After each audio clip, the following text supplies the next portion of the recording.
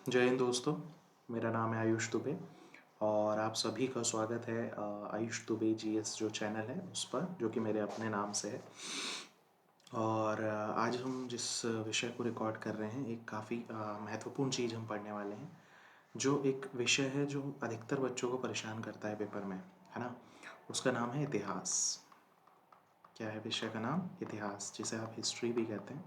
History अधिकतर बच्चों को एग्ज़ाम में परेशान करता है, जिसका एक बड़ा कारण है कि इसको किस तरीके से पढ़ना है ना। वो एक बहुत सारे बच्चों में मिस रहता है, वो एक प्रॉब्लम बच्चों को फेस करनी होती है, ठीक है। तो हम इतिहास को थोड़ा सा आसान बनाने की दृष्टि से मैं आपको इतिहास को पढ़ने का एक तरीका बताऊंगा। इतिहास को आपको कैसे पढ़ना है, इतिहास में आपको क्या क्या पढ़ना होता है, इन चीज़ों को हम डिस्कस करते हैं, ठीक है। इसे मैं कहूँगा कि हम एक तरह से हिस्ट्री जो सब्जेक्ट है हमारा, उसका इंडेक्स बनाने की कोशिश करेंगे। क्या बनाने की कोशिश करेंगे? एक इंडेक्स बनाने की कोशिश करेंगे कि कैसे कौन कौन सी चीज़ों को लेकर के हमें चीज़ों को समझना होता है, ठीक है। सबसे पहले अगर बात करें तो देखिए, हमारे जो हिस्ट्री है, हमारा जो सिलेबस या हमारा जो एग्ज़ाम है, वो हमसे जो इतिहास पूछ रहा है, तो उस इतिहास के पूछने की शुरुआत कहाँ से होती है? उस इतिहास के पूछने की जो कहानी शुरू होती है, वो सबसे पहले होती है। अगर देखें हम ज़्यादातर पेपर में, चाहे आप वनडे वाले पेपर दें, चाहे आप जो पीसीएस से रिलेटेड, जीएस से रिलेटेड पेपर दें, तो ज़्यादा जो क्वेश्चन है, ज़्यादा जो पोर्शन है, वो किस तरफ का है? देखिए, सबसे पहले आप ये देखिए कि जो इतिहास है हमारा, उसको हम 3 भागों में बांटते हैं बेसिकली। एक हमारा होता है प्राचीन भारत, जिसे आप एंशियंट कहते हैं, एंशियंट हिस्ट्री। एक होता है आपका मध्यकालीन भारत,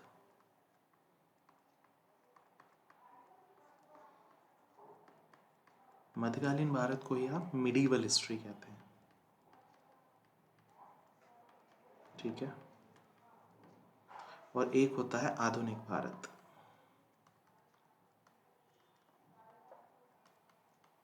जिसे आप मॉडर्न हिस्ट्री कहते हैं।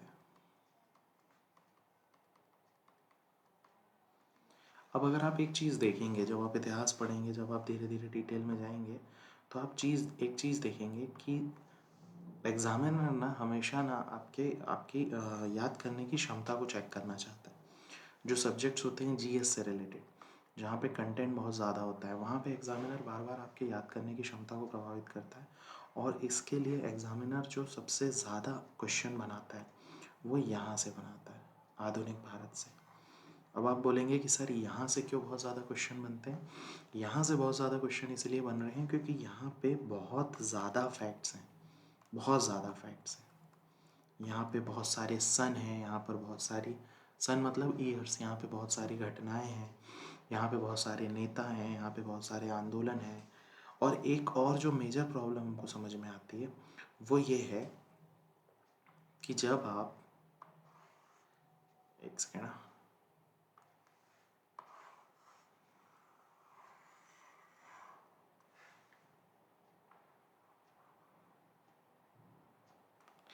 एक और मेजर जो प्रॉब्लम है वो ये है कि जब आप पढ़ते हैं, तो ये जो हिस्ट्री है यहाँ से यहाँ तक, ये आपको एक क्रम में मिल जाती, एक क्रमानुसार मिल जाती, एक सीक्वेंस आपको यहाँ के देखने को मिलता है, जो याद करने की दृष्टि से प्राचीन भारत को बड़ा आसान बना देता है।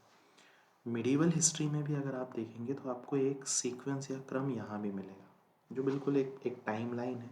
उस टाइम लाइन के हिसाब से अगर आप चीज़ों को पढ़ते जाएंगे तो वो आपके लिए आसान हो जाएगी। पर मॉडर्न हिस्ट्री में ना क्रम नहीं है। क्रम नहीं है का क्या मतलब है कि यहाँ पर जब आप पढ़ते हैं, जैसे आप जिस भी किताब से पढ़ रहे होंगे, है ना, जिस भी बुक को आप रेफरेंस लेते होंगे, आप जब देखेंगे तो यहाँ पे जो टॉपिक्स हैं वो स्विच होते हैं। स्विच होने का मतलब है कि सबसे पहले आपने मॉडर्न हिस्ट्री खोला तो आपको पहला टॉपिक, एक टॉपिक मिल जाएगा। उस टॉपिक को पढ़ेंगे तो एकदम से दूसरा टॉपिक आ जाएगा, और पहले और दूसरे टॉपिक के बीच में कोई लिंकेज नहीं है। जैसे पहले, अभी मैं टॉपिक का नाम नहीं ले रहा हूँ, वो हम जब डिस्कस करेंगे तो मिलेगा, तो वो लिंकेज नहीं देखने को मिलता है ना, तो सीक्वेंस नहीं है। तो देखिए, ज़्यादा एग्ज़ाम में आता भी है, तो इम्पॉर्टेंट भी ज़्यादा ये है, ठीक है, ज़्यादा इम्पॉर्टेंट ये है। और दूसरा, इसमें क्रम भी नहीं है, तो ज़्यादा कठिन भी ये पड़ता है। इसीलिए मॉडर्न हिस्ट्री जो होता है वो थोड़ा सा टफ हो जाता है एज़ कम्पेयर टू आपका प्राचीन भारत और मध्यकालीन भारत, ठीक है। लेकिन अगर हम इसको पढ़ेंगे, इसको पढ़ने के तरीके, सही तरीके को फॉलो करेंगे, तो मॉडर्न हिस्ट्री भी हमारे लिए उतना ज़्यादा मुश्किल नहीं होगा, उतना ज़्यादा हमें तकलीफ नहीं देगा, उतना ज़्यादा परेशान हमको नहीं करेगा, है ना।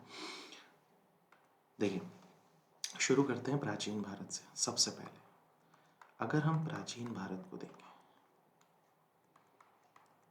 तो प्राचीन भारत का जो इतिहास हमको पढ़ना होता है, उसमें हमें कौन कौन सी चीज़ें हैं जिसके बारे में पढ़ना होता है। देखिए, अगर हम एक टाइमलाइन के हिसाब से चलें, एक लाइन बनाएं सीधी सी, यहाँ पे बनाते हैं, ये एक रेखा हमने ली, एक समय रेखा मान लीजिए इसको। सीधी नहीं बनी है क्या ये?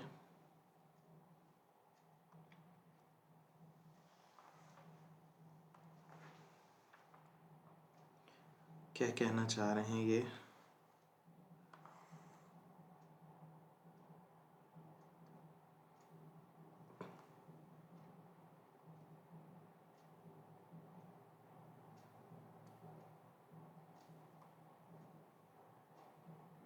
चलिए, थोड़ा बहुत ऊपर नीचे एडजस्ट हो जाएगा, कोई बात नहीं। एक समय रेखा यदि हम लेते हैं, तो जब प्राचीन भारत की बात करते हैं ना हम, तो देखिए हमें कहाँ से शुरू करके कहाँ तक चीज़ें पढ़नी होती है।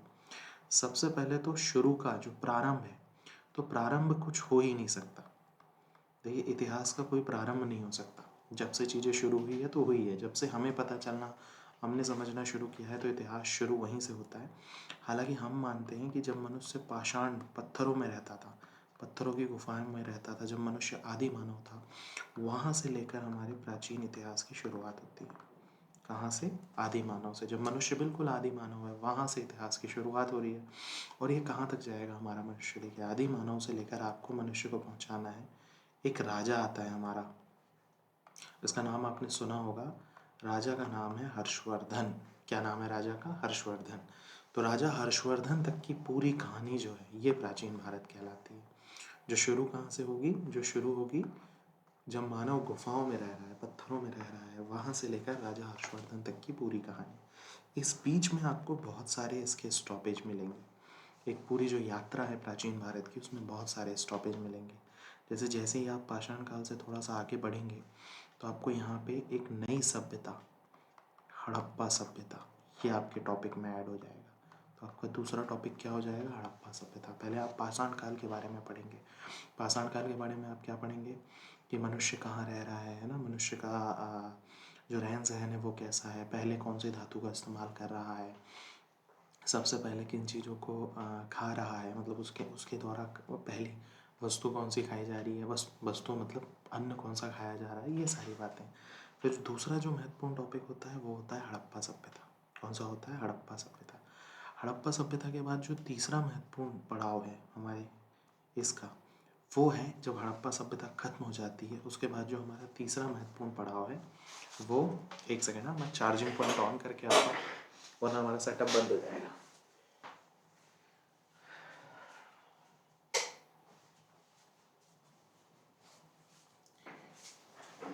चलिए, जो तीसरा तीसरा महत्वपूर्ण हमारा जो पड़ाव है वो कौन सा है? अभी सिर्फ स्विच ऑन हुआ है, इसको प्लग इन करना बाकी है। अभी ठीक है।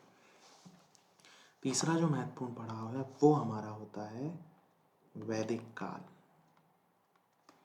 वैदिक काल, तीसरा जो टॉपिक हमको पढ़ना होता है वो वैदिक काल पढ़ना होता है। मतलब वो वाला समय जिसकी जानकारी हमें वेदों से मिल रही है। हड़प्पा की जो सभ्यता है, वहाँ पे जो लोग रह रहे हैं, वो जानकारी हमें वेदों से नहीं मिलती। वेद हड़प्पा सभ्यता के बारे में हमें कुछ नहीं बता रहे। इसका ये मतलब है कि वैदिक सभ्यता जो है वो हड़प्पा सभ्यता के भी पहले की है। सीधी सी बात है, तभी तो वेद बता नहीं पा रहे हैं उनके बारे में, ठीक है। जब वैदिक काल खत्म होता है ना, तो वैदिक काल के साथ वैदिक काल का ही एक और पोर्शन है, उत्तर वैदिक काल। वैदिक काल के जस्ट बाद वाला जो हमारा टॉपिक होता है वो कौन सा टॉपिक होता है? वो होता है उत्तर वैदिक काल का टॉपिक, ठीक है। मतलब हम इसमें वो जानेंगे कि वैदिक काल जो था, जिसकी जानकारी ऋग्वेद दे रहा है, बेसिकली वो वैदिक काल है। उसके बाद भी एक समय आया जहाँ पे चीज़ें बदली। एक महत्वपूर्ण काल होता है उत्तर वैदिक काल, हमें उसके बारे में चीज़ें पढ़नी होती है। और ये वो समय है जिस समय पे बहुत सारे महाजनपद बन रहे हैं भारत में। देखिए, मनुष्य पहले पत्थरों में रह रहा है, पत्थरों से फिर एक छोटी सी सभ्यता बना रहा है, फिर वह मतलब पढ़ाई लिखाई कर रहा है ना, वेदों की रचना कर रहा है। धीरे धीरे एक असभ्य मनुष्य जो है, एक बिल्कुल असभ्यता से सभ्यता की ओर मनुष्य जा रहा है, जिसमें तो शुरुआत कहाँ से हो रही है उसकी, पाषाण काल से हो रही है।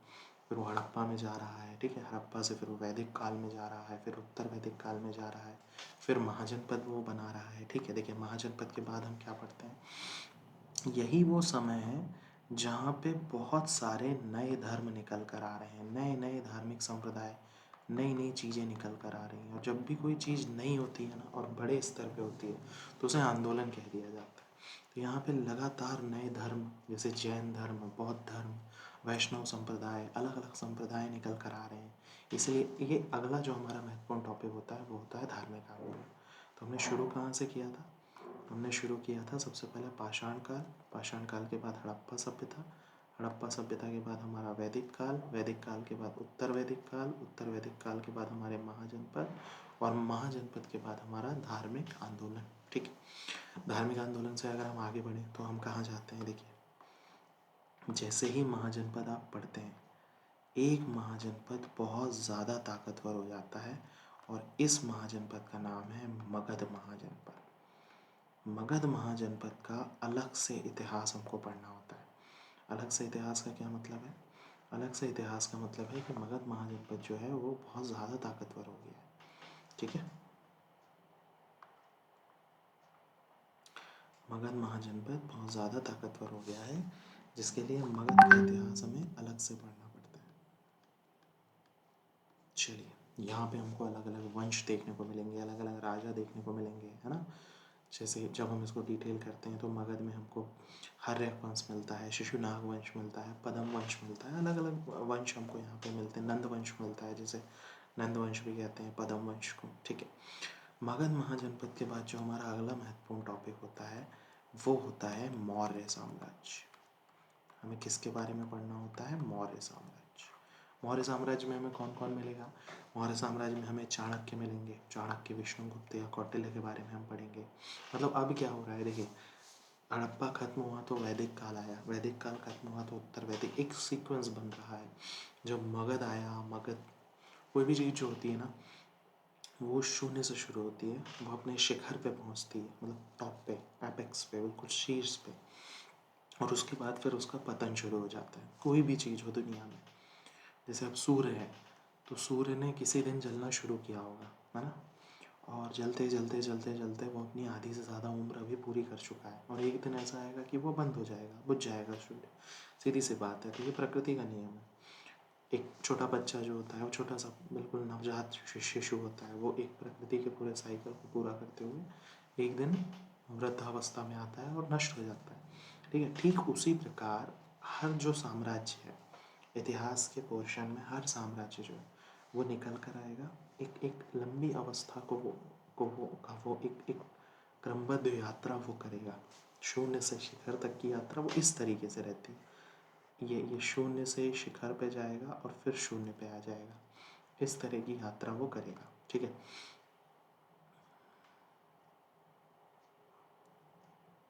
चलिए, अब मौर्य साम्राज्य आएगा। मौर्य में आप चंद्रगुप्त मौर्य के बारे में पढ़ते हैं, सम्राट अशोक के बारे में पढ़ते हैं, बहुत सारी चीज़ें यहाँ पर महत्वपूर्ण होती हैं मौर्य साम्राज्य के बाद। मौर्य के बाद, मौर्य के जाने के बाद, मौर्य के बाद वाले वंश, तो मौर्य के बाद वाले भी हैं, जिसमें शुंग वंश आएगा, कण्व वंश आएगा, कुछ वंश के बारे में हमें पढ़ना होता है। और कहीं ना कहीं यही वो समय है जहाँ पर विदेशी आक्रमणकारी भी आ गए हैं। तो थोड़ा सा विदेशी आक्रमणकारियों के बारे में हमें पढ़ना होता है। विदेशी आक्रमणकारी में यूनानी आएंगे, शक आएंगे, पहलव आएंगे, ठीक है, यूनानी आएंगे, शक आएंगे, पहलव आएंगे, कुषाण आएंगे। तो ये अलग अलग विदेशी आक्रमणकारी हैं जो हमें देखने को मिलते हैं, ठीक है। इसके बाद क्या होगा, जब ये लोग आएंगे उसके बाद क्या होगा, विदेशी आक्रमणकारियों के बाद हमें पढ़ना होता है गुप्त वंश। एक पूरा वंश है गुप्त वंश, जहाँ पे बहुत सारे राजा हमें देखने को मिलते हैं, है ना। चंद्रगुप्त मिलेगा, श्रीगुप्त मिलेगा, घटोत्कच मिलेगा, यहाँ पर हमें चंद्रगुप्त विक्रमादित्य मिलेगा, कुमारगुप्त, स्कंदगुप्त, विष्णुगुप्त, बहुत सारे राजाओं के बारे में हम पढ़ते हैं यहाँ पे गुप्त वंश में।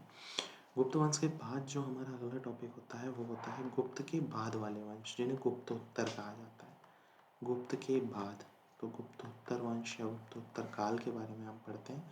और यही जो गुप्तोत्तर काल है, यही जो गुप्तोत्तर वंश है, इसी का जो अंतिम राजा है वही राजा हर्षवर्धन है। और राजा हर्षवर्धन के समय पे यहाँ पे एक वंश हमको मिलता है, पुष्यवर्धन वंश। बेसिकली गुप्त के बाद यहाँ पे हमको एक वंश मिलेगा, वर्धन वंश। और इस वर्धन वंश का ही राजा है हमारा हर्षवर्धन। और हर्षवर्धन राजा तक जब हम पहुंचते हैं, वहाँ पर हमारा प्राचीन भारत का इतिहास जो होता है वो समाप्त हो जाता है। तो एक तरह से ये पूरा एक इंडेक्स है कि यहाँ पे इतनी चीज़ें जो हैं वो हमें समझनी होती है। इतनी पूरी चीज़ें जो होती है ये हमारे प्राचीन भारत में समझने की होती है। ये सारे टॉपिक हमारे काम के होते हैं, ठीक है। कहाँ से शुरू किया था, देखिए हमने सबसे पहले जो शुरुआत की थी वो की थी पाषाण काल से। तो पहला टॉपिक क्या है हमारा, पाषाण काल, जहाँ हम मानव पत्थर में रह रहा है उसकी बात कर रहे हैं। जो हमारा दूसरा टॉपिक है वो है हड़प्पा सभ्यता। तो दूसरा महत्वपूर्ण टॉपिक क्या है हमारा, हड़प्पा। फिर हमने किसकी बात की, वैदिक काल की बात की। फिर हमने उत्तर वैदिक काल की बात की। फिर हम महाजनपदों की बात कर रहे हैं। फिर हम अलग अलग धार्मिक आंदोलन की बात कर रहे हैं, जहाँ जैन है, बुद्ध हैं। फिर हम मगध महाजनपद की बात कर रहे हैं, मौर्य साम्राज्य की बात कर रहे हैं ना। मौर्य के बाद जो वंश आने वाले हैं उनके बारे में पढ़ रहे हैं। जो विदेशी आने वाले हैं, यूएसपी के का क्या मतलब है, यूनानी, शक, पहलव, कुषाण। जो आप डीप जाएंगे तो ये सारी चीज़ें आपको मिलेंगी। फिर आप गुप्त वंश की बात कर रहे हैं। गुप्त के बाद वाले गुप्तोत्तर वंश में ही एक वंश आपको देखने को मिलता है जिसका नाम है वर्धन वंश। और वर्धन वंश का एक अंतिम राजा जिसका नाम है हर्षवर्धन। हर्षवर्धन का जब शासन खत्म होता है, वहाँ पर हमारे प्राचीन भारत का इतिहास समाप्त होता है, ठीक है। जो शुरुआत हमारी कहाँ से हो रही है, शुरुआत पाषाण काल से हो रही है। और एंड हमारा कहाँ पर हो रहा है, एंड हमारा हर्षवर्धन में हो रहा है। ये सारे टॉपिक हमको प्राचीन भारत के इतिहास में पढ़ने होते हैं, जो महत्वपूर्ण होते हैं, ठीक है। मुझे उम्मीद है आपको प्राचीन भारत का ये इंडेक्स समझ में आया होगा। और हम किसी और वीडियो में मध्यकालीन का भी इंडेक्स पढ़ेंगे और बाकी चीज़ों को भी रिकॉर्ड करेंगे, ठीक है। इस वीडियो को हम यहीं पर ख़त्म करते हैं। बहुत बहुत धन्यवाद।